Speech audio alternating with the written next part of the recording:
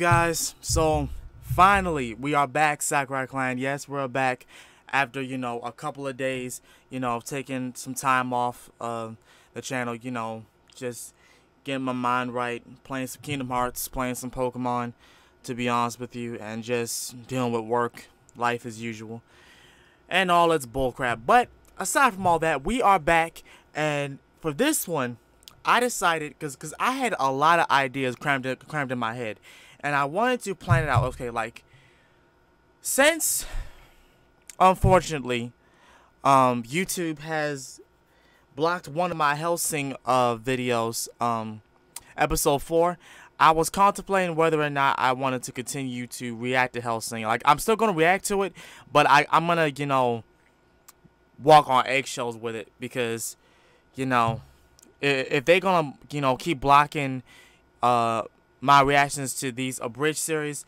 then it may not work out for, for reacting to, abridged stuff for the channel, because YouTube is on their bullshit as always. But aside from all that, I'm still going to do it. I just got to find a different medium other than, my Facebook fan page. But, yeah. I thought to myself, though, since we're going to be, coming back on Tuesday, what is the one video, well, the one thing that I said I was going to come back to reacting to after that whole thing that was dealing with the channel, well, with that specific channel, but, is that they've been showing a lot of good content, and I've been a fan for like a good like summer years watching them. Well, watching him.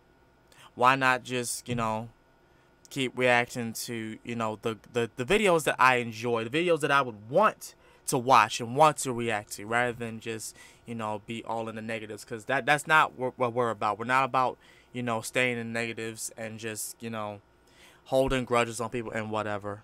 It's all about positivity and good vibes and good things from here on out. So, with that being said, this is going to be a long-ass video, let you know right now, of me reacting to the Nostalgia Critic and his review on the one thing that made, shaped, and practically molded my childhood. And that was Fox Kids. Let's get on into this.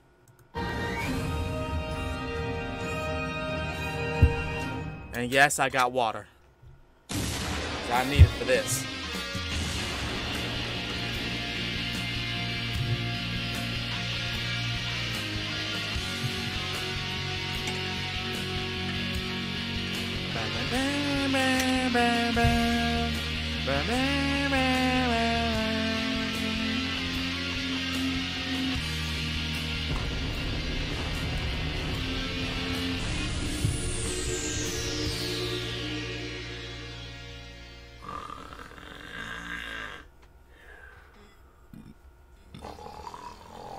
Wow, look at all that stuff.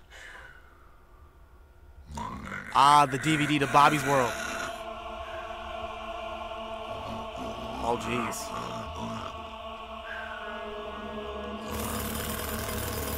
Is that a Goosebumps t-shirt he got? That's dope. Doug.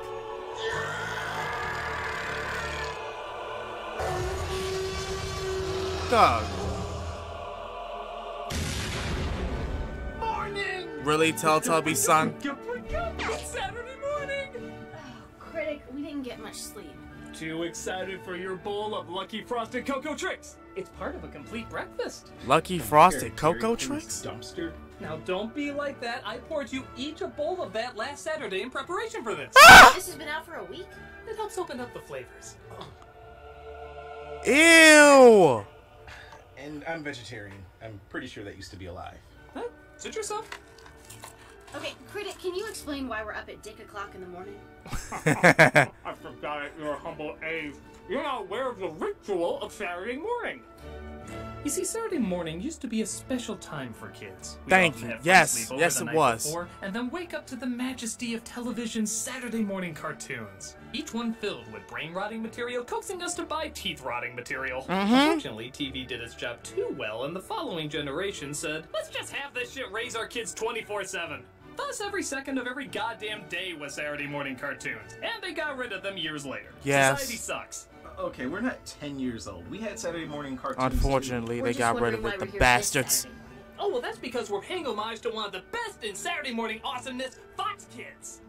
In 1990, Damn right. the then still young Fox Network aired its Saturday morning lineup of shows called Fox Kids. It included bumpers, PSAs, catchy songs, and of course, some of the best kids shows to ever air on TV. You goddamn Eventually right. branching out to Monday through Friday as well, Fox Kids lasted 12 years. It's Yes. an unbelievable run when you consider its counterpart, the Disney Afternoon, lasted only 7 years. Right. Well, half of these shows can still be That's viewed today, crazy to some think of them about. have sadly never gotten a DVD release or were never aired again. Oh. So keep in mind, we're not going to look at every single show that aired on Fox Kids because, like I said, this is 12 years of material. Sure. We're just going to look at the most unique, inspired, and memorable parts of the greatest Saturday morning kinda lineup there remember was. that. So, with our sugar-coated poison in hand, Younger kids wanting to watch what the older kids are watching. Hey guys! can we watch the shows too? And an overprotective parental who thinks if it's not Sesame Street, it's bad for them. I'm sorry, kids, but you're too young to see this kind of stuff. I'm older than half of them over there!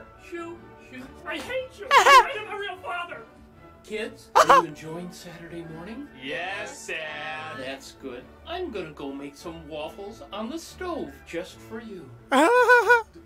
Do we have a stove? Oh my. Well, figure out how that happened later. This is Fox Kids! Oh wow. He had to have gotten that from somewhere. Wow.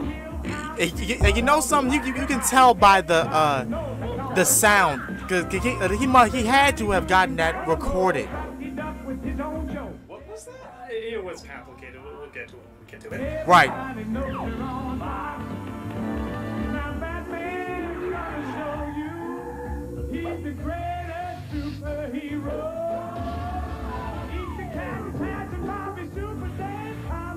That doesn't rhyme. Keep going, keep going!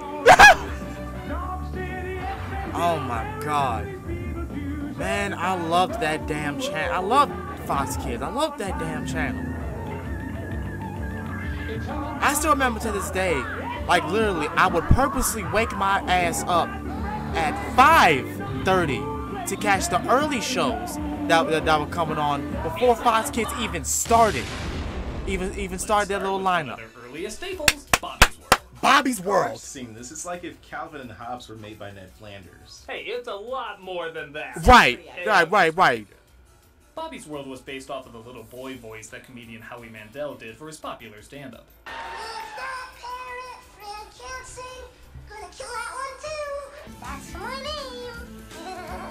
And because the 90s were a strange time where crude comedians got kid-friendly shows, he was Yeah, that was very. Just look at how awkward he That was was in the live very. action opening. He pointed something out. Hold on. He actually pointed something out. Back then, comedians really did get their own cartoon shows. So why the hell Kevin Hart and the rest of the other comedians that we got now that didn't get their cartoon shows? I mean, granted, not that, you know, it would be good to watch nowadays because of the fact that they're practically face fucking TV. But other than that, yeah, that's crazy. That's honestly surprising. Anyway, let's go back to where we left off. Welcome to Bobby's World. And you know what I really hate? Of course you don't, because you don't know me. You know what I hate? Germs! God, I hate germs!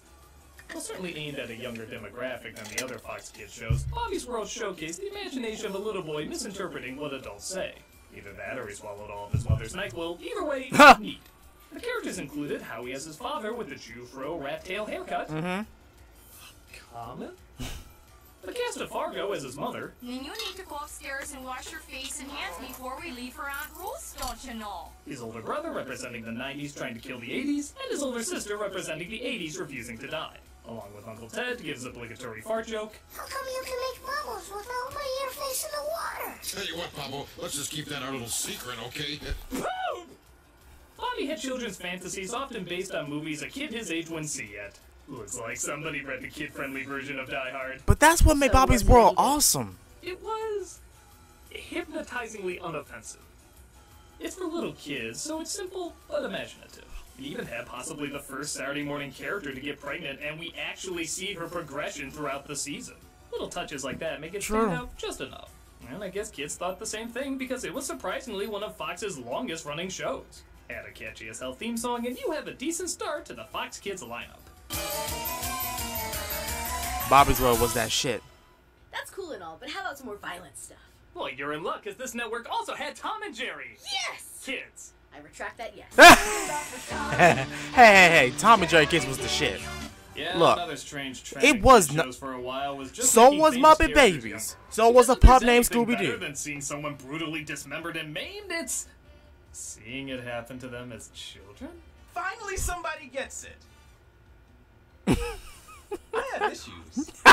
It was pretty much the same thing as the regular Tom and Jerry cartoons, except it was done with kids. So the slapstick wasn't nearly as violent, and therefore not nearly as funny. That's Granted, fine. I it had still other enjoyed characters it. too, like Spike and his son Tyke, Droopy and his son Dripple. In fact, how are Tom and Jerry younger if their counterparts are the same age? True. And how is Skyfall a prequel if M is in GoldenEye? Also, how did Minions exist with dinosaurs millions of years ago? Yeah. This is a road you don't want to go. Right. Oh my. Okay, I'll never bring it up again. Never. Oh my. Much like Bobby's World, this was obviously meant for smaller children, so it was tamer and more gentle than previous versions. So not good. Yeah. But for little kids, it gets the job done, I guess. I mean, it is better than other outings Tom and Jerry have had recently. Hey, yeah. Forget those faces. It lasted a few seasons, though, so it obviously had its fans.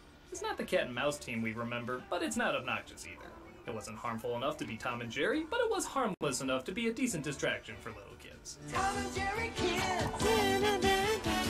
Tom and Jerry Kids do show. But let's get to something more grisly and adult, Peter Pan and the Pirates. Let me explain. I remember this. We all know the classic book, play, I remember Disney it, film, and but I childhood didn't but watch few it as adaptations much. of Peter Pan ever captured the darker and surprisingly more adult take of the original J.M. Barrie story than this one. I remember know that catching sounds it strange, early, but but this like was I was actually saying, a really 5:30 in the great morning. show. They were ideas that took concepts from the original book and pushed them even further. Yeah. For example, Peter steals the pirates' shadows, and what happens? They walk upside down because they've lost their anchor to the ground. That's so creatively strange, but it weirdly makes sense. In another episode, Peter is gone for too long and forgets about everybody because he's distracted by Wendy's future daughter in the real world, who he brings back to Neverland to meet her future mother despite them being roughly the same age. Wow. Uncle Michael. That's John, crazy. Why are you sad? Because I learned today that I shall have to leave Neverland sometime. But I'm happy. Because when I do, I'm going to have a daughter as wonderful as you.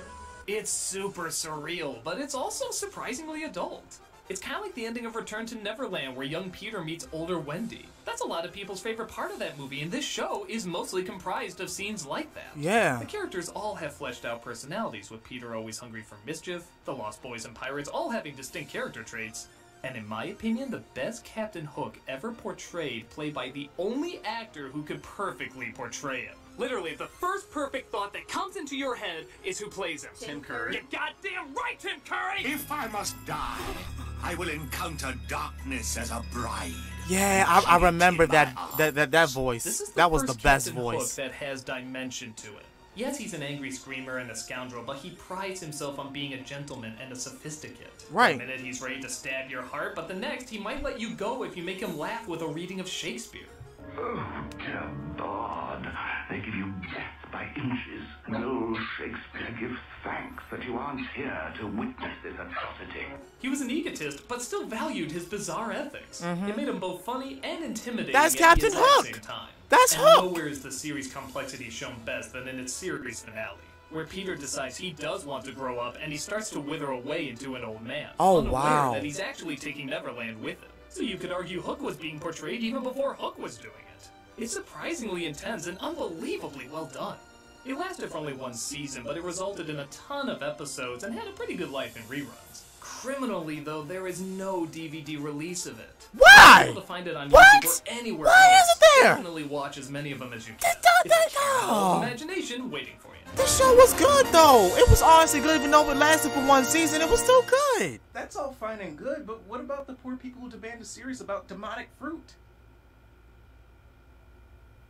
What? No segue into the show. Oh God.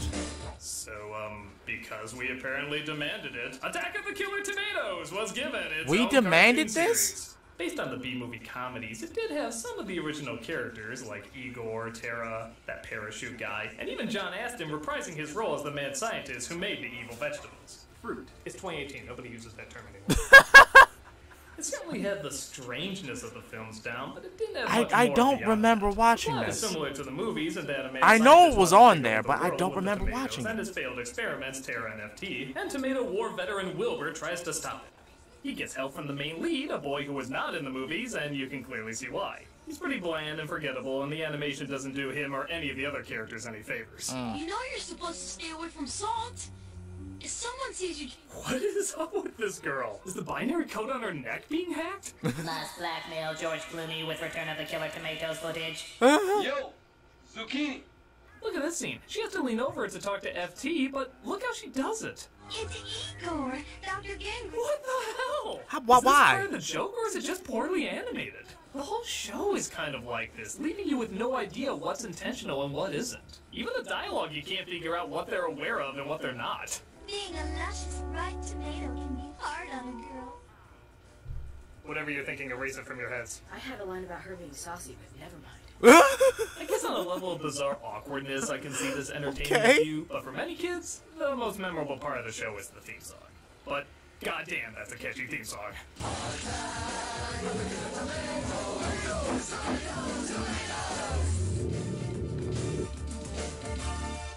But not all the Fox Kids shows started off on Fox Kids.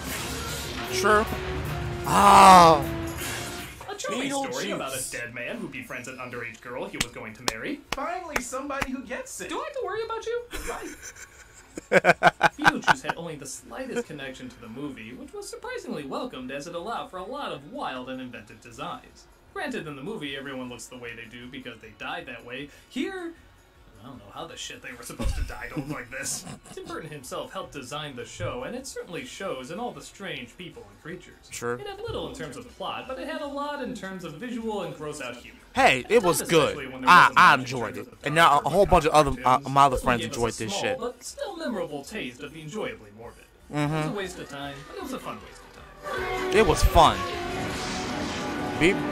This show was fun to watch. But I know what you're thinking. If Beetlejuice got a cartoon, why not Little Shop of Horrors? Because no one was thinking that. Just for that, the Right. plant raps. No!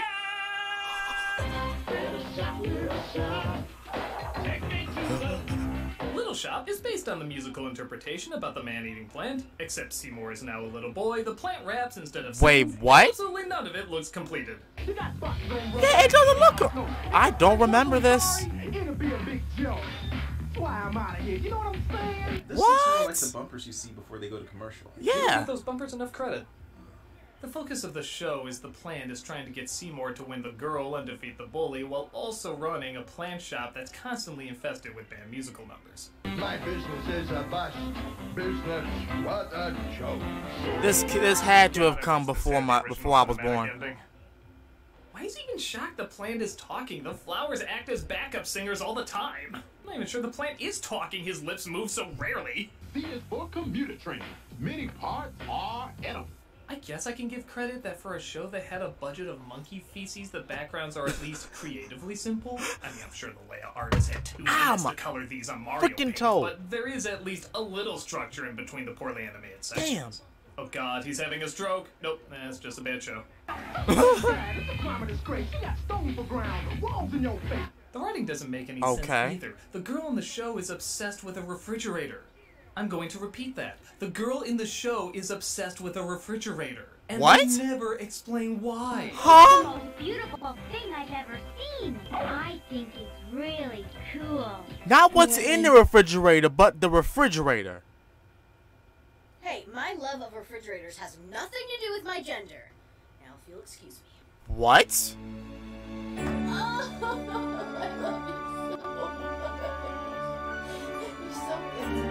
What the fuck? What? Clearly, Little Shop of Horrors was ahead of its time. Like I said, this has little redeeming value, but I'm sorry, I have to reference a Little Shop of Horror cartoon show in the 90s where the plant raps. I know you think it's a crime it exists, but it's an even bigger This came with the crime 90s? that I it don't doesn't remember watching exist. this. The show lasted I was 13 born in episodes 1991, before y'all. it was and you I can do see not why this remember fertilizer didn't get far. Word, Little Shop. I'm noticing a pattern of characters that most likely wouldn't make a good show. Not making a good show? Were there any existing characters that allowed for clever writing or intelligent dialogue? Yes, really. Okay.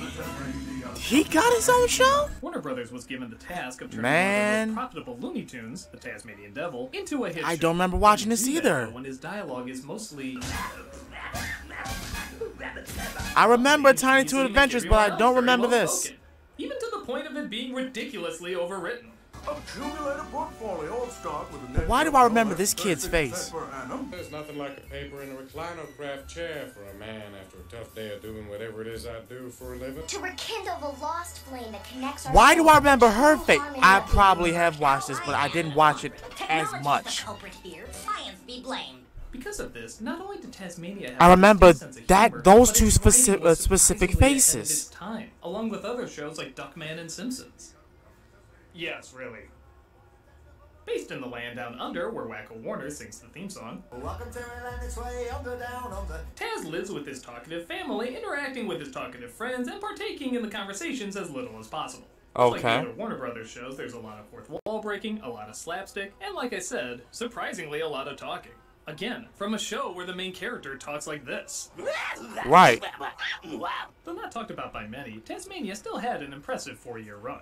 It had good animation, good timing, and actors who It had ran on the for 4 years. Yeah, for a yeah, show it was about a around. Tasmanian It devil. was around. Cautiously intense. Not that he's likely to make much progress, given his choice of methodology. Got a house to show, a career seminar to attend, some charity work to do, and a dinner party to prepare. So my schedule's pretty much open. It's so strange this would be both as funny and as wordy as it is. But maybe that's part of the bigger joke in general, that the most dialogue-focused slapstick children's show was around this guy. Shall we pause to consider this irony? Maybe later. Sadly, there's only a few DVD releases of this show. It honestly deserves a Damn. lot more. The episodes you can find, though, are a ton of laughs and had a lot more work put into them than they probably deserved. To put it short, Tasmania is a heck of a spin.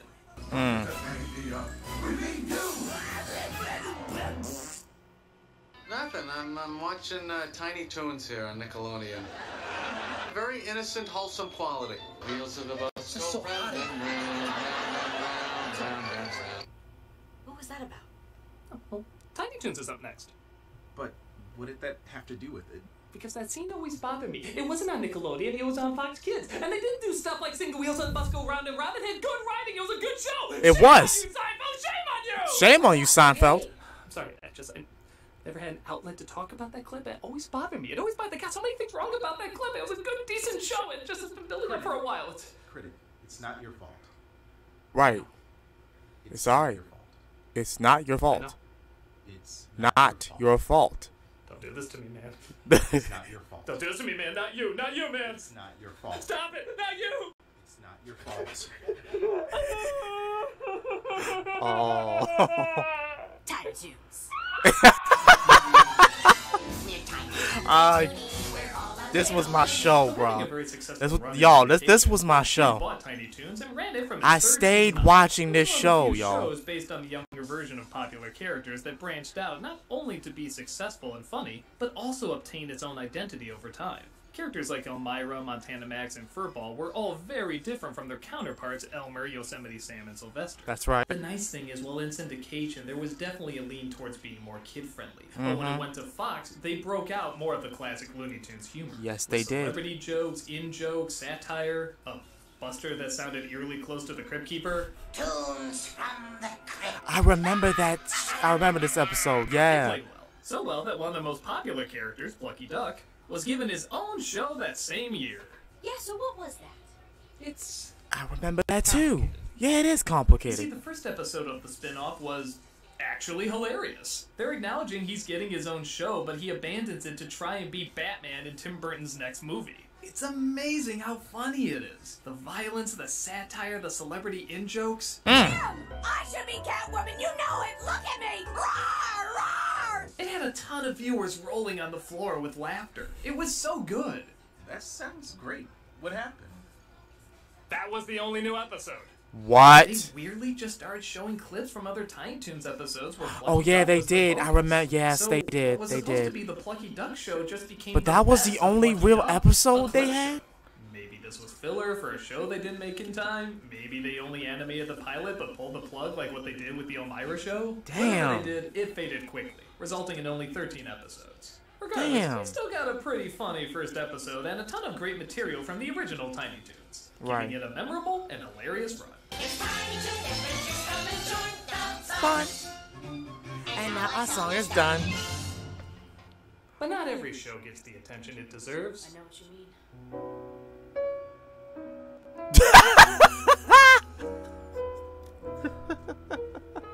That masterful work will have its day. I was talking about Eat the Cat. Oh yes, I remember this show too. In a world filled with Ren and Stimpy knockoffs, Eat the Cat was arguably one of the first. But just like those other shows, it had a similar style, but still its own hilarious identity. Yeah. The opening sums it up perfectly. He has a dream about helping someone, wakes up to reality, and everything tries to kill him. Yeah. That's basically the plot of every episode. Mhm. The world is trying to punish him for all the good deeds he does. Yep. But nevertheless, Just- he they is just always trying to kind fuck and him up. optimistic, always helping people no matter what's thrown. Right. It never hurts to help. Hey, I actually, you know what? It kind of pissed me off. It's a world where snacks can blow up in your head.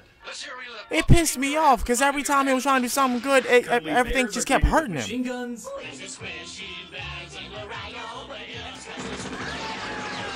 And Ross Perot was commander-in-chief.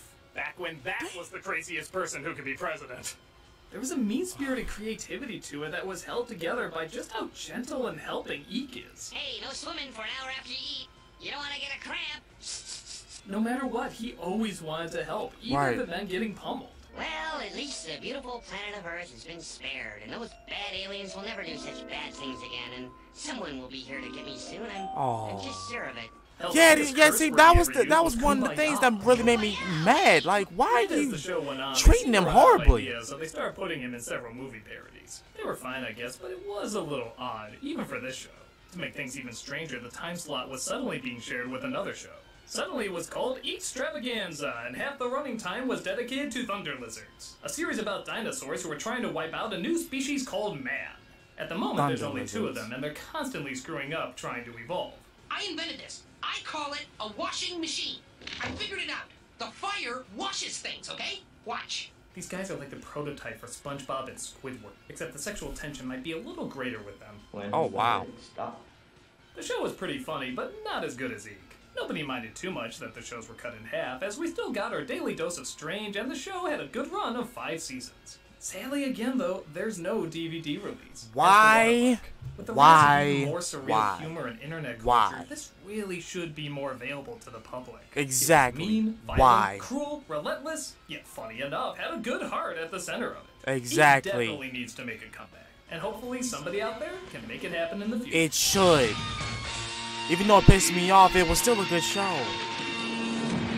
But there's stuff for dog lovers too. Jim Henson's Dog City, for example, lasted for 3 seasons. Based on Oh, I Henson's didn't short even film watch from that. another TV series, I the didn't show watch opened that. in I the didn't public bother to watch before that, an y'all. animator created a private eye show about a detective named Ace Hart. It then jumps into animation as Ace constantly battles the gangster Bugsy Vile with the help of Chief Rosie O'Gravy. And I do Paper remember those dogs As you though. imagine, there's a lot of dog puns in this, which is usually annoying, but after a while, there's so many of them, you're kind of floored so many could exist. I did some sniffing around, trying to get a leg up in the case. Outlaw brand beef biscuits. Bernard said I wasn't really into dog shows like that. But what about our bite? Station WFIDO. Some thought he was one table scrap short of a full doggy bag.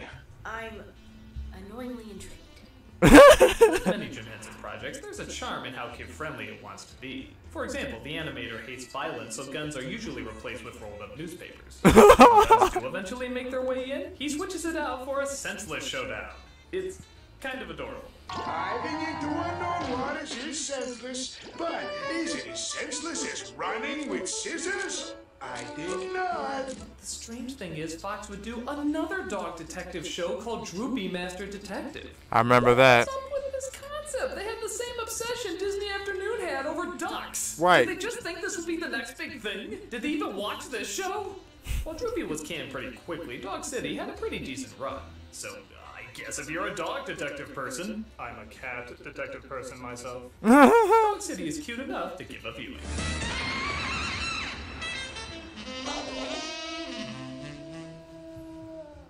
You know, Critic, I gotta admit, these shows are fine, but they're not really mind-blowing. Yeah, where's the really cool stuff? Well, over the next 3 years, Fox Kids would have their highlights. They would give us the most incredible, awesome, badass shows any kid has ever seen at the time. Dad, stop butting in! I'm just trying to help. You're embarrassing me in front of my friends! Go away! Okay. I love you, son. I didn't quite hear that. I can't hear you. I love you too! Oh, Critic loves his dad! Your dad, you ruined everything! Stop it! I do not! Shut up! Shut up! I'm supposed to be badass! Supposed to be badass. I'm all of you! I hate you all! I'm never having you back! Seriously, stop.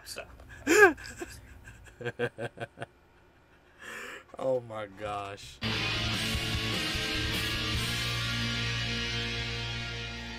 Even though Fox Kids was growing, it still wasn't the dominant force in Saturday morning or kid shows. But year 3 is when all of that started to change. Fox Kids expanded from Saturday morning to weekday afternoons, It did. which was a risky and expensive move.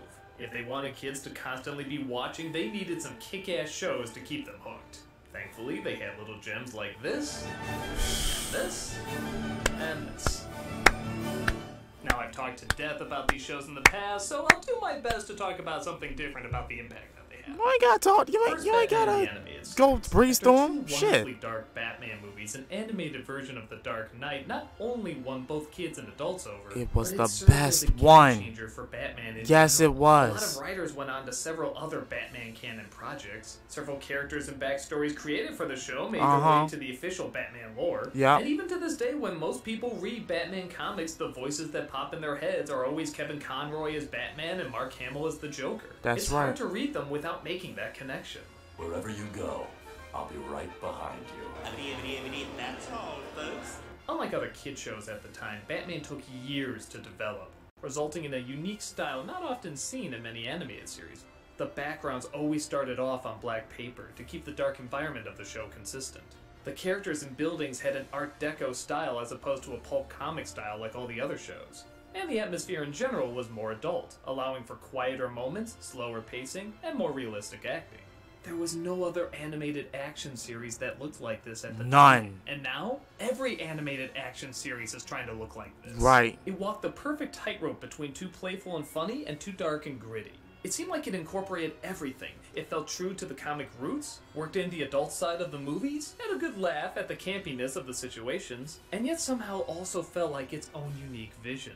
It's just as good today as it was when it first premiered, and no other Batman show has ever topped it. Damn right. After all these years and all the other incarnations that have come out, no other show has done Batman as well. Exactly. It's just as clear today as it was years ago why this was a huge... It will never, ever, ever be replicated. Even though they try to every damn time. Ever. It will never be Warner Brothers was replicated. breaking new ground with another game changer. What? I was just talking about Animaniacs. Oh, I see. You guys think I talked about it too much, huh? If Animaniacs was a prostitute, you'd have paid off 5 of her house loans. Yeah. Damn. What, did they save your cat or something? No, but through the magic of wishful delusions, now they have. Fine, I'll keep it short. Seen as the follow-up to Tiny Toons, Animaniacs was a variety show that stepped up its game. Every episode had a Animaniacs was the plethora of shit. Songs, memorable characters. I busted out in hilarious laughter animation, with but most important of all, Animaniacs. Brilliant writing. It was truly the closest we ever came to experience the fresh comedy of the original Looney Tunes. That's right. They had the great comebacks, the violent slapstick, the imaginative take on the world we all wanted to experience. And I this loved must it. have been similar to when people saw a Bugs Bunny cartoon for the first time on the big screen. There was just an excitement that you were going to see something clever, funny, and filled with so much energy they felt alive. Along with Batman and Tiny Toons, it was one of the few shows that had an entire orchestra providing the music. It did, though. The brilliant songs are still being used by kids today to pass countless school exams. Mm. In fact, they even keep updating the songs to coincide with the constantly changing world. In fact, these songs even went on tour with songwriter Randy Rogel and actor Rob Paulsen singing their infectious. They're still that popular. It seems the show was so popular that's even being rebooted. In 2020, these characters are coming back to give their take on modern-day insanity. No, not rebooted. Just do reruns. God damn it. It's Hold on. exciting to see Hold on. I got a vent here. I'm sorry. And I know this is already a long video, but the one thing I cannot stand about TV now is that they keep trying to reboot these good classic shows. Stop doing that.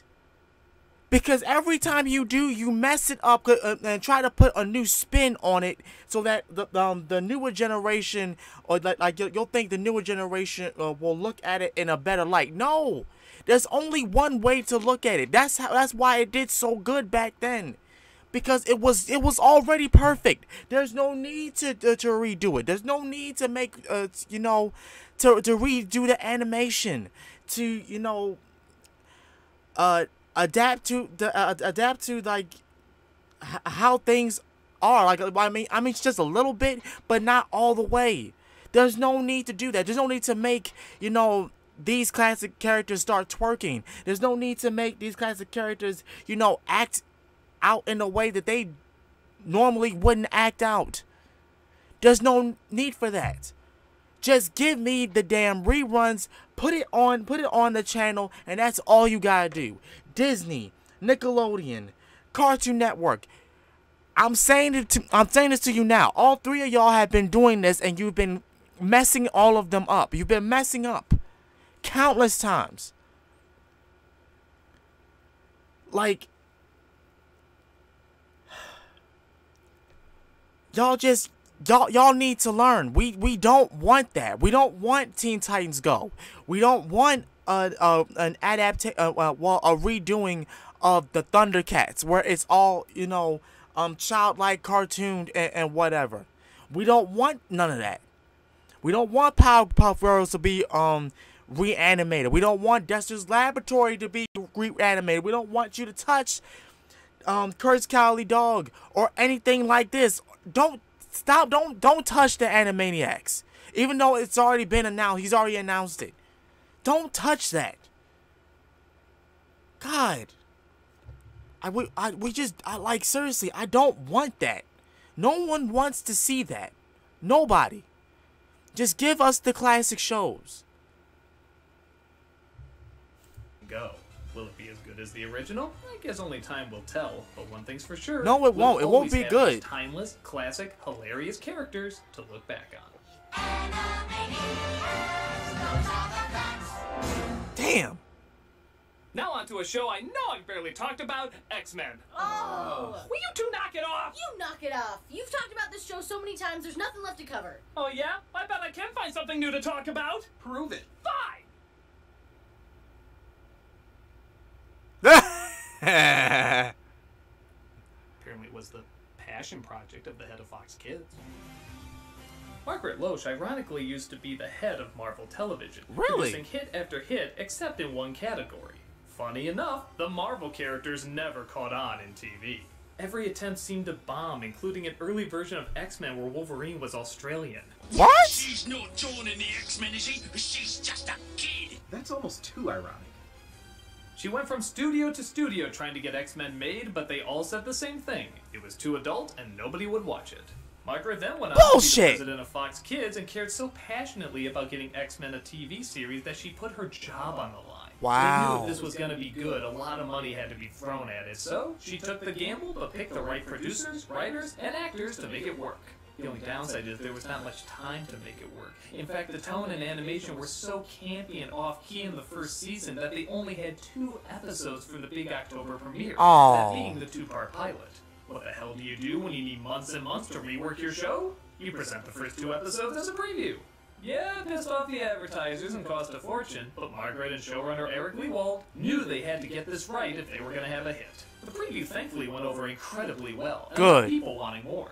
So, after a redo of the show with better animation and more adult atmosphere, it finally premiered with no other new shows being put on. That's right, because they waited until spring, it got more attention because everything else was reruns. As you'd imagine, the numbers were through the roof. X-Men was suddenly Fox's biggest hit. It represented more than cool heroes with powers. It grasped the prejudice and torture character arcs. Yes, it did. As well as the all-around badass nature people love from the comics. After being told no over and over from several studios and even ignoring advice from Stan Lee to make it more kid-friendly, the creators stuck to their guns and turned in a Stan Lee wanted it to be more kid-friendly? X-Men who had to fight for human dignity. Why? So did the creators who wanted to see their timeless characters done. It was so would go on for good. 5 seasons, one of Marvel's longest running series. It launched them into the mainstream more than before, leading to several reboot series, comic spin-offs, and of course a beautifully inconsistent movie franchise. Yeah. This was a gamble that paid off all the way to the X-Bank. Oh man, that's crazy to hear. That's honestly crazy to hear. And I mean to think that Stan Lee wanted that show to be kid friendly, and looking back at it now, I can see why, you know, he would say that, is because he didn't think that kids would want a show where a cartoon show where it tackled the whole thing about prejudice and, you know, people being different, being scoffed and looked at and hated simply because of the fact that they were different.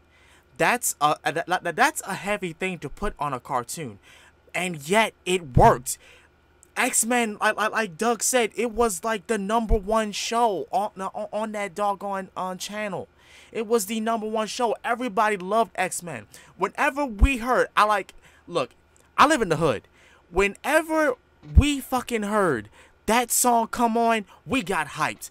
All the fucking time. Even when the doggone reruns came on, we were pumped about to see X-Men. Because we knew that show was lit.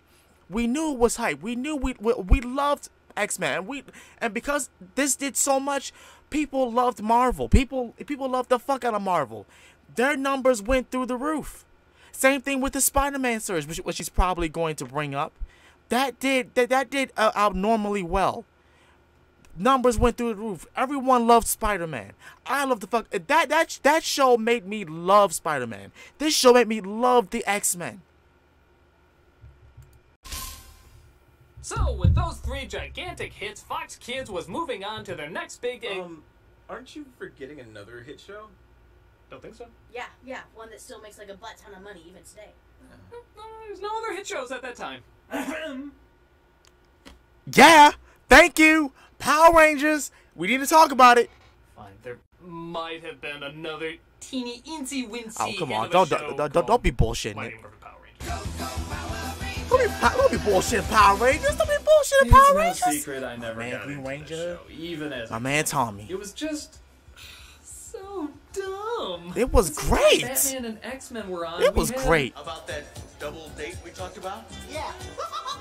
So dumb. But okay, let's talk about it a bit, because on the one hand, it is a brilliant marketing strategy. 5 teenagers with attitudes are summoned by Jabba the Fuzzy Mouth to stop a space witch named Rita for her crimes of bad lip syncing. They first do a martial arts fight against a monster of the week, and then they grow in size and use giant robots in a fight against Los Angeles Japanese mountains. So, yeah, the setup was pretty obvious. Shoot American actors for dirt cheap, and then cut to Japanese stock footage from another hit show in Japan. Yeah, I didn't realize that until later on in my childhood that, you know, the truth. In Japan, oh god, they'll never stop! They could keep making shows here. Power Rangers was not only the longest running series on Fox Kids, but it surpassed it. Yep. Even after Fox Kids shut down, the show still continues to have an impressively long-lasting life. Yep. We have many spin-offs, storylines, reunions, callbacks, and tons of B-movie monsters to fight. On the one hand, I really wanted to like this show because, hey, martial arts, giant robots, killer monsters, that can be some fun shit. But... Guess you finally flipped over me. So dumb! It was clearly past my time and not for me, but that doesn't mean they didn't tap into something that excited a shit ton of kids. And some very disturbed adults years later. Power Rangers, whether you like it or not, was, and still is, an impressive spectacle. But it wouldn't be the 90s unless we forcibly had to teach you shit. Yes, I do remember watching this too. Thankfully, some I do remember watching this too. Others. Like Where on Earth is Carmen Sandiego. Weirdly enough, my mom actually had a conversation with me about Carmen Sandiego this morning. Tried to educate you. That's exactly what Carmen Sandiego is. Okay, maybe not that different. The on-screen player always had to pick two characters to go after Carmen, and he always picked the sister and brother duo, Ivy and Zach. Oh God, tell me he didn't ship them? It's a kid who's always at his computer. So Probably. Hello, player. Thanks for picking me. Yeah, that sounds weird. There's a freaky-ass chief who seemed to be a mix between Max Headroom and the Genie. Ivy, you simply must learn to accessorize! I do not remember these And voices. the duo had to chase Carmen around the world to get back the famous monuments that they'll inevitably homeschool us about. Okay, listen up, Gumshoes. You'll be heading to Holland. It's the home of wooden shoes, tulips, and the world-famous windmills. On the one hand, this doesn't work as well as the game show because the investment came from having to know the information to get further. Very Here, true. The show just kind of comes to a halt to teach you something. Yeah. He used bold colors and violent brushstrokes, often slashing at the canvas as he painted. On the other hand, though, it did have a story to each one, and Carmen herself was just as stylish and cool a villain as you would want her to be. In fact, a lot of the time she would leave the clues on purpose because she loved the thrill of the chase. At first I thought this was kind of lame, but then the more I thought about it, how clumsy is Carmen in the other versions to always leave something behind? Yeah, she's at least owning up to her stupidity. The show lasted a good while with 4 seasons, and even though the education stuff did feel a little forced, it was still cool seeing the Queen of Thieves do what she does, and I guess help us get a little smarter watching it too. It was decent enough for what it was. She was the most smooth motherfucker What's more awkward than movie Spider-Man? ever. Other movie Spider-Man? And? Cartoon Spider-Man? And? Other cartoon Spider-Man? Yes! Writing the tales of I've X-Men. just mentioned it. I mentioned it. I just mentioned it a couple minutes ago. Spider-Man tried capturing the same complex characters I and loved ideas that this other show. heroes I have. still love this show. It's complicated. No. Spider-Man was great if you wanted the experience of the comic, but it didn't really segue into an emotional TV series. It might have been surprisingly over-ambitious, as every second it's either explaining what's going on, explaining the emotions, explaining the inner monologue. It could never take a break. Then we have to assemble those of us who are left and go protect the site of the Doomsday Complex. I feel like I'm witnessing a part of this country's history. After seeing the beacon, we always assembled here. I had to crack open a map to remember where this building was. How have you been, Madeline? Oh my god, breathe! You guys are going faster than the dialogue in The Social Network. The CG City wasn't a bad idea at the time. It was but great. now I just loved sticks out it. like a sore thumb. I In don't other care. instances, the CG background matches the look of the painted background. This just looks like he's swinging into a screensaver. But those are just little details. Maybe it could still work if the writing was sharper. Anyway, this lizard thing is probably just an urban myth. Wait a minute. Looks like I was myth-taken. Oh. But again, to its credit, it did take a lot from the comics. Hey, it's trying to cram Spider-Man. in as I much don't as you care. can in a kid's show. That he's I just always think been it that did way, too so damn there's no much. need It to wasn't just be Power picking at Rangers it. silly, but it wasn't X-Men I serious loved it. either. It was something in between. But it seemed to be enough, as this Marvel show lasted 5 seasons. Damn so I right. guess it must have made a big connection with a lot of fans. It did. And granted, Me. there were some really cool things to see, like Tony Jay as the Kingpin, Mark Hamill as the Hobgoblin. He plays the Hobgoblin? Oh, I wow. think we thought this would be the greatest Marvel team I up we don't- would ever see on he any did? screen. I don't recognize his voice. Power of web shooters. Get real sticky. Sure. These days it sounds a little corny. Looking back, it's not as bad as I remember, but its pacing is still way too fast for us to absorb every adventure. It's got its fans though, and I can see why. It was a huge hit, and anything that makes this a little less awkward must be doing something right. It will always be my favorite Spider-Man series. Always. Always, always, always.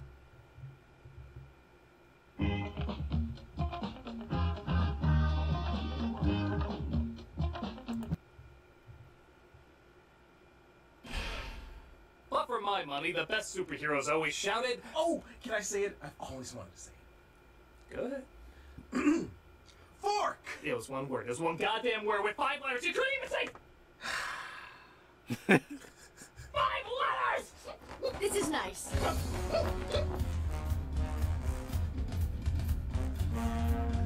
Well, there were comedic takes on superheroes in the past. None were quite as funny or odd as The Tick. Again, leaning his writing towards the adults rather than kids. That show was The Tick told the actually story of random. an invulnerable, absent-minded superhero and his voice of reason psychic, Arthur.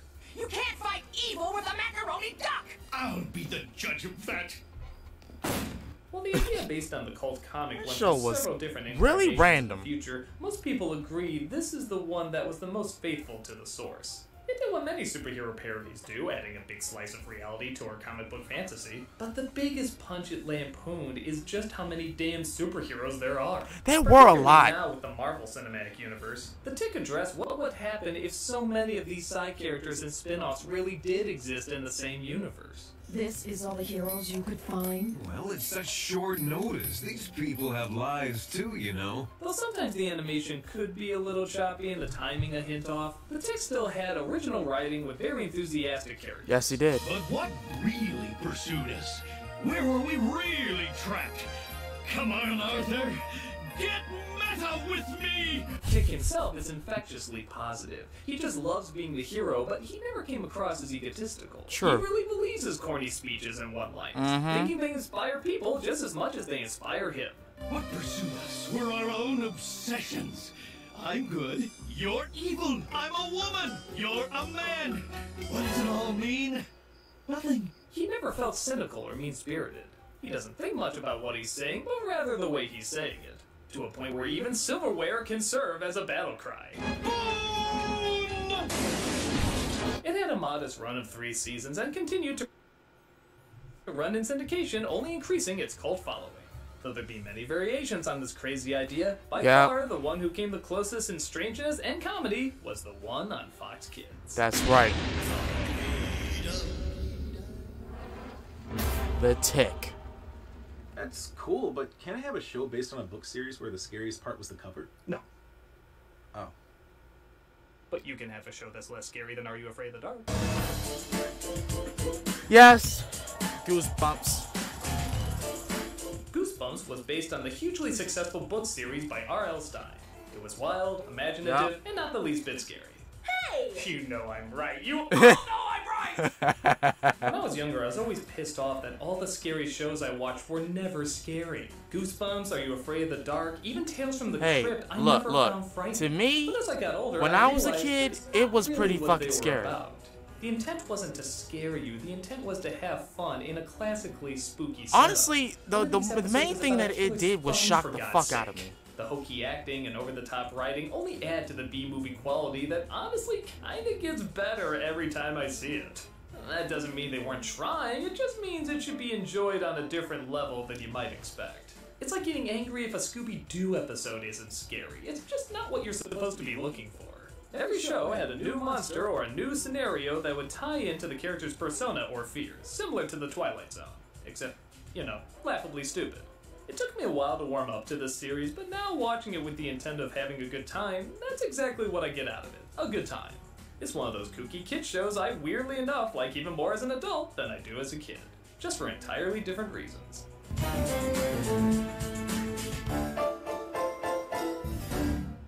Sadly though, this is when Fox Kids began their downward spiral. Oh, geesh. How long did they last after that?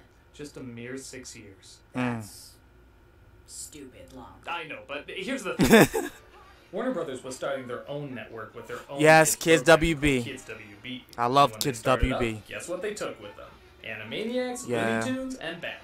They even did spin-off shows like Superman, Pinky and the Brain, and their own little Japanese import that was dirt cheap to make and would run for Hey, Pokemon. In fact, even the first Animaniacs Always episode on love Kids Pokemon. WB was a parody of Fox's biggest show, Power Rangers. Did they? What's wrong with your mouth? It's all fuzzy. Fox would still do well, but this was a big bite for them. And many of the upcoming shows did well, but not nearly as well as I love Another Casper. Spielberg show called Toonsylvania tried capturing a darker tone on the Animaniacs formula. But sadly, the writing wasn't on point and it didn't last very long. I talked in great detail about Sam and Max in another episode. It was creative, but a little too unfocused, earning only one season. And then, of course, there's this.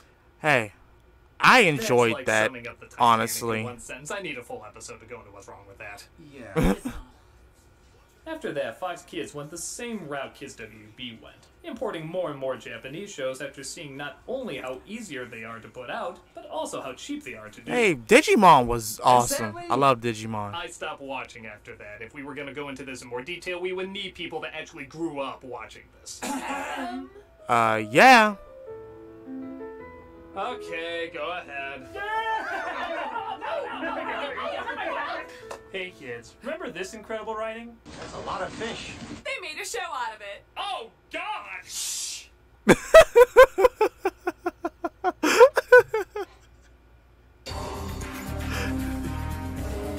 Oh yes, I do remember Godzilla the Godzilla series. the series was a direct continuation of the 1998 Godzilla movie. It featured some actors from the film lending their voices to reprise their roles. Including Bart Simpson.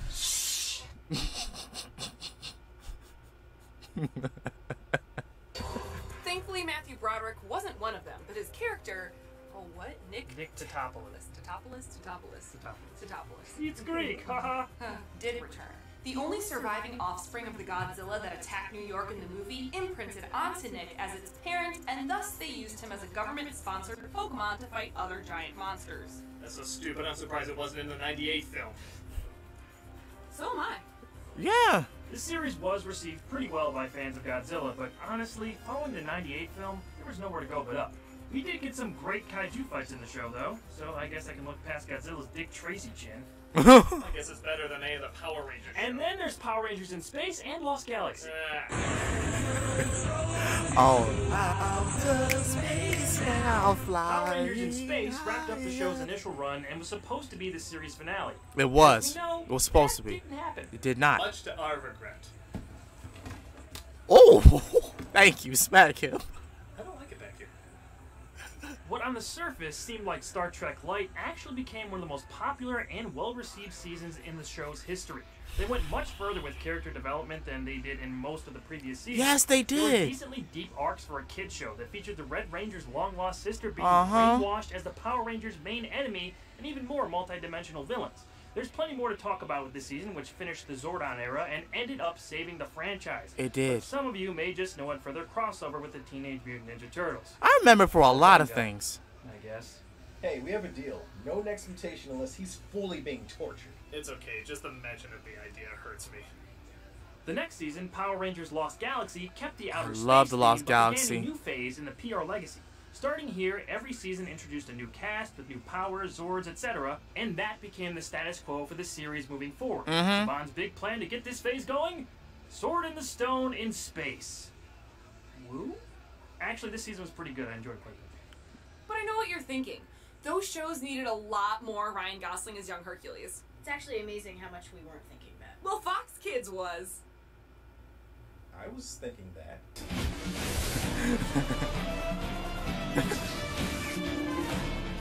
Oh yes, I remember There was a this. spin-off of the Kevin Sorbo show starring a young Ryan Gosling. I always speculated this was just another Goosebumps episode he was in. It is scary enough. What else do you need to know about this show? Well, I think this clip says it all. What is a performance that you've given? Something that you're insanely proud of? My work on Young Hercules. Really? I had a fake tan, leather pants, was fighting imaginary monsters. They weren't really there, but I was acting like they were there. My God, I think we're all in a Goosebumps episode. We also can't forget about Beast Wars. Oh! One of my favorite childhood shows. It traded in cool cars, trucks, and That jets was for my animals like main rats and ants. favorite Transformers series. I Leave me love quick Beast with it. Wars. This was my generation's Transformers show, and Yes, I it was. absolutely loved it. Mhm. Beast Wars, along with Reboot, was among the first all-CG animated series. The early computerized look doesn't hold up all that well, but for the time, it was revolutionary. And Who set the show cares? apart It from was most great. other I things on loved it. TV. The stories were great, the characters were great. It was just a really solid animated series. Yes, it That being was. said, You stay away from this, Michael Bay! You Yes, hear me? yes. Don't you dare defile Rat Trap Tigatron or Optimus Prime! For more on this series, you can check out my top 5 best episodes. I Right here on will. the channel. If my face isn't on it, I don't watch it. Like I haven't heard that before. Oh. Oh. Beast Machines Transformers was the less popular sequel series to Beast Wars. I liked Beast Machines though. And was dark, sobering, and kind of depressing at times. It was. You know, for the kids. The change in tone and design wasn't something anyone was asking for, but it did end all the stories that started in Beast Wars and has gained a small, dedicated following over the years. Blah, blah, blah. Get to the more hardcore stuff. Oh, you mean like Frank Miller? Yeah! Wait, what? Oh. Yeah, there's a show based on a Frank Miller comic. Yes, Big Guy and Rusty. Yes. Big Guy and Rusty the Boy Robot was a show based on a short comic written by Frank Miller. There really isn't too much crossover between the show and the comic, with the show actually being more fleshed out than the comic. I love Big Guy and Rusty. No. Rusty is the most advanced robot ever made, with a complicated AI and ability to feel emotions. He was meant to be the successor to Big Guy, an advanced robot that protects Earth. However, Rusty's emotional circuits and AI are young, and he therefore acts like a child. Rusty needs to learn how to be the protector of Earth. Big Guy is recommissioned so he can teach Rusty. Big Guy and Rusty was one of the more complex and mature shows in the Year 10 lineup. It was pretty interesting and unique. Although it was never my favorite show, I do remember being engaged by it and wanting to see what happened next.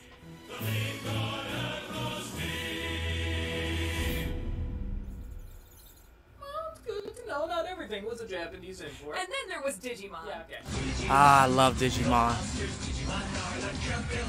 Ah. When Pokemon became a smash hit, Fox Kids tried to capitalize on that market and trend. Okay, even though people have said that this the dub Digimon series was bad. It was a bad, you know, series, the worst series, and that the subs was a lot better. I still enjoyed this series because I wouldn't have known about Digimon had this series not been gone on. Digi. Now I'm mad!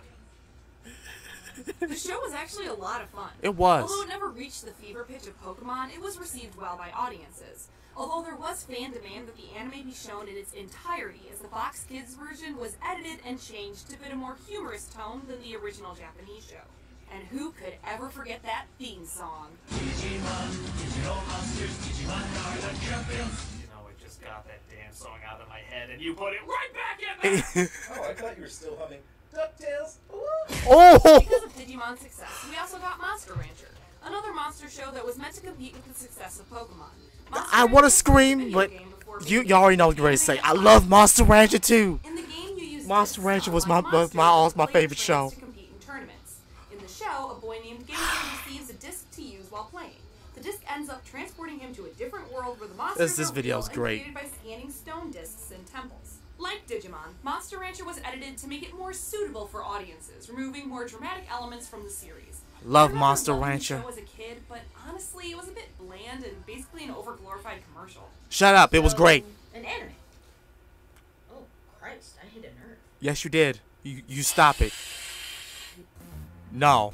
Fox did give Spider-Man another go with Spider-Man Unlimited. Spider-Man Unlimited. I love sequel to the Spider-Man 94 Unlimited. series while having a strange and somewhat I loved a lot of these shows, y'all. A lot of these shows. Like there's little shows that I did not like on Normally, this would be like a parallel Fox dimension Kids. Or something, but apparently that's Very not little exactly shows. what Unlimited was going for.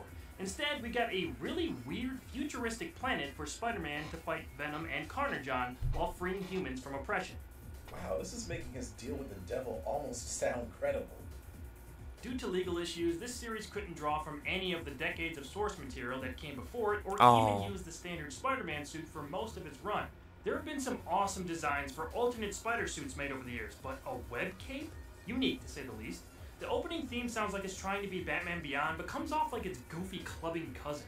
Like clubbing a seal, I think you mean. I get that Spider-Man the Animated Series is an insanely tough act to follow, but Spider-Man Unlimited was a mess from the beginning, both behind and on No, the it was screen. great. I enjoyed it personally. Fans of the webhead. And then there's Angela Anaconda. My name is Angela. Hello. Welcome to my very own show. Hey. That show, I'm not gonna lie. Did any of us actually watch this show? I did. I can see why. Yes, I did. By year 12, Fox Kids was losing momentum and pulled back weekday scheduling to only Saturday mornings. By then, the writing must have been on the wall because the following year, Fox Kids stopped airing programs and never returned. Damn. Though many of these shows would exist in reruns, and there's more than enough kids shows everywhere now, that magic collection of the right talent for the right age group at the right time never seemed as prominent. Every Saturday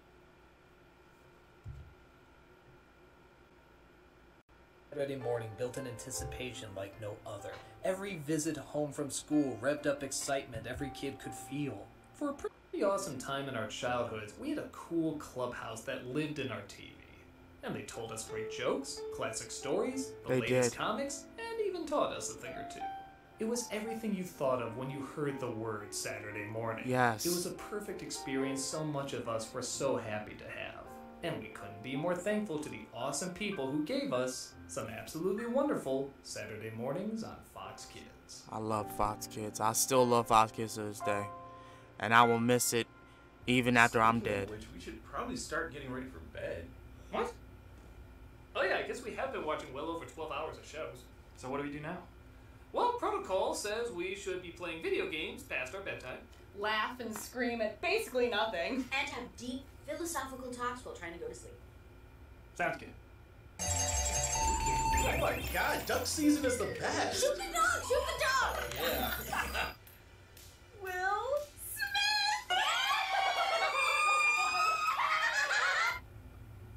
Okay. Malcolm?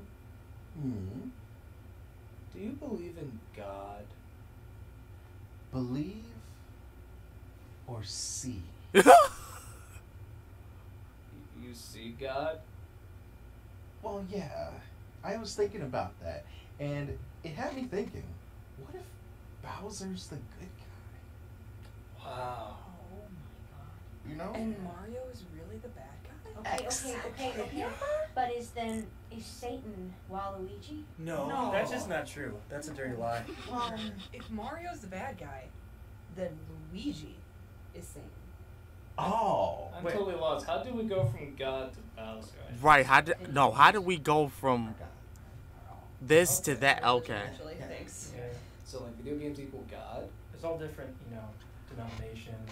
Yeah, Right. sects. Like, Tamara believes in the denomination of PlayStation, but, like, Walter and I are Nintendoites, so, like, it can be off. Okay, I'm gonna end it at that. But other than that, this was an hour and 7 minutes long. Well, it's about to be an hour and 9 minutes long. I'm just gonna say this right now. I miss Fox Kids. I miss Kids WB. I miss Saturday morning cartoons. I can honestly tell you that I have had so many conversations with a lot of my friends, coworkers, and whatnot, who all remember waking up at 5 to 6 o'clock in the morning to wait to watch Saturday morning cartoons. I can honestly tell you, for the younger generation, for y'all, for those of you who are watching this, if you guys don't know what we're talking about, this is what we're talking about. There used to be a weekend where you honestly would be pumped to stay inside, other than to play, video games and all that. You were pumped to stay inside and actually watch some good ass TV shows. Whereas now, if you were gonna get it, if you wanted new episodes or whatnot, you would have to make sure to do your homework early so that you can watch stuff on Tuesday and Thursdays, because that's the only time that they want to show new episodes of stuff.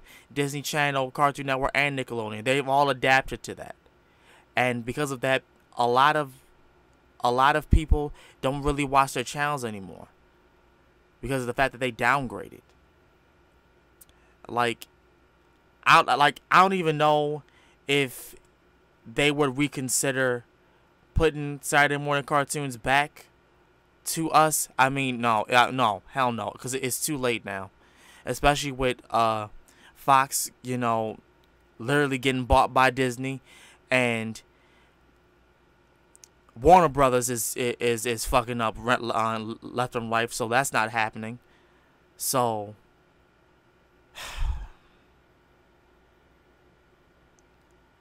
It's just one of those things that I would want to relive again, but I know I'm never gonna get it unless if I went to heaven. Unless if I went to heaven and there was a God gave me a TV where literally all my favorite shows, especially Saturday morning cartoons, were on that specific TV, and I could watch them all on Saturday mornings. Unless if God gave that to me, there's no other way that I could that I would be able to watch them all in the exact same way, and how these Saturday morning cartoon channels gave to me. There's no other way. And because of the fact that half of them are not even getting DVDs, they're not even getting, you know, a chance to be put on DVD so that people could buy and watch them. Because they already know if they do that and they put it on DVD and we buy the shit out of it, they're gonna want they know that they fucked up. Because, okay, if anyone knows this, the sales for for any DVD like series that they put on DVDs, if sales go through the roof, then they know a lot of these channel networks know that people would want to watch it on TV. They will want to watch it specifically on their cable network. And knowing that half of these shows are not getting any type of, you know, limelight. And the only way it can get limelight is through a YouTube video. That says something. That honestly says something, because there was nothing wrong with any of these shows. All of these shows were great. The only other show, like other type of shows that, you know, even got DVDs was like Power Rangers, Spider-Man, and X-Men. And even then, you would have to go online to get DVDs. Because you could, like, you could hardly find that in stores, like, anymore. You will literally have to go online to find those type of things. And the new fad now is to redo everything and reboot everything, and that's not working. So, rest in peace to Fox Kids. Rest in peace to not Warner Brothers, Warner Brothers. Rest in peace to Kids WB. And at the time when I watched it, rest in peace to 4Kids TV when it was on and it was doing its own thing. Because at one point I did watch 4Kids TV. So rest in peace to all three of those things. Other than that, I'm going to get up out of here. If you guys watched this to the very end, you guys are the MVP. Y'all are the shit. Follow me on Twitter. I'm going to put this on my Facebook page, of course, naturally. If you did, please be sure to like, comment, and subscribe. Let me know what you guys think in the comment section down below about this very beautiful thing that we'll never get again. Whether you watched it when you were a kid or you're just finding about it now because it wasn't, you know, available to you during your childhood. Let me know in the comments down below what you think about, you know, Saturday morning cartoons. Is it something that you would want again, or is it something that's just not gonna work the same as it was back then? Until then, this has been The Real Sakurai, and I will see you guys next time. Peace.